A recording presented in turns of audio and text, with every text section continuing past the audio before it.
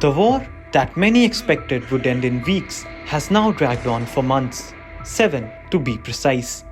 And just when Israel thought it had wiped out the enemy from its neighborhood, Hamas is re-emerging from the rubble of Gaza. But the Middle East has had enough conflicts. It now wants peace.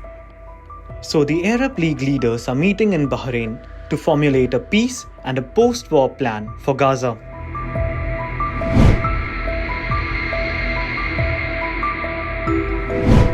Leaders of 22 Arab nations and the United Nations General Secretary are meeting in Bahrain. They are discussing strong and actionable measures to resolve the Gaza conflict.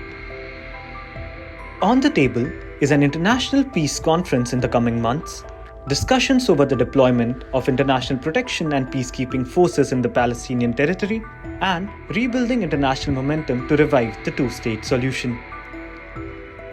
In the recent weeks, US was busy pushing Arab states to join a multinational post-war force in Gaza.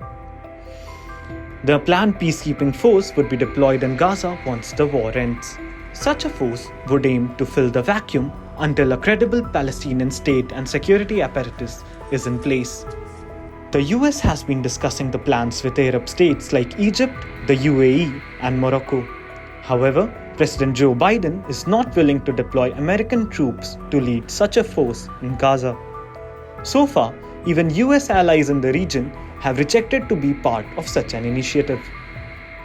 Saudi Arabia, UAE, and Jordan are known to have bucked Washington's pressure. UAE came out in the open saying it refuses to be drawn into any plan aimed at providing cover for the Israeli presence in the Gaza Strip. Last month, Jordan said Arab states will not allow themselves to be tied into the misery this war has created. But more recently, the Arab League has become more open to the notion of an international force operating in Gaza. Some states are still opting out. The US itself is not sure whether the far-right Israeli government will agree to an international administration in Gaza. Last week, US Secretary of State Antony Blinken told CBS News that the Israeli government is yet to come up with a credible post-war plan for Gaza. Netanyahu has insisted that Israel will maintain overall security of the Strip. The Israeli Prime Minister has also resisted any moves towards the establishment of a Palestinian state. Arab nations insist that to ensure a sustainable solution to the crisis, the US should first recognize the state of Palestine, with East Jerusalem as its capital. Further, they want the US to pressurize Israel to take irreversible steps towards a two-state solution. The Arab League is now planning to put this as a precondition for joining the post-war international force in the Gaza Strip.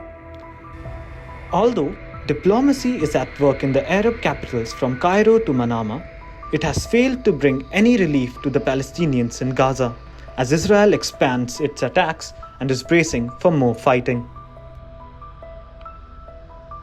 From breaking news, detailed analysis, in-depth interviews, and explainers, follow the Times of India. Subscribe to our YouTube channel. Don't forget to like our videos and hit the bell icon to stay updated with the latest.